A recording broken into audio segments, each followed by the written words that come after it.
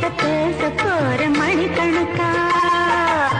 தூண்டாமணி விளக்கு தூண்டி விட்டு எரிய வச்சு உன் முகத்தை பார்க்க போற நாள் கணக்கா அந்த இந்திரன் சந்திரனும் மாலை வந்தா எந்திரிச்சு நிக்கணும் அந்த ரம்பையும் ஊர்வசியும் மயிலுக்கு தொண்டுகள் செஞ்சிடணும்